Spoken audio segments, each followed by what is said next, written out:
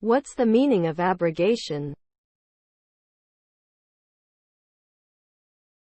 Abrogation. Abrogation. Abrogation. Abrogation. Abrogation. Abrogation is the act of canceling, nullifying, or repealing something, almost always in an official or legal context.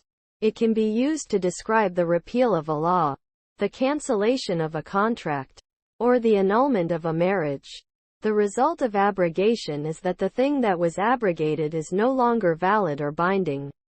For example, if a law is abrogated, it is no longer a law and cannot be enforced.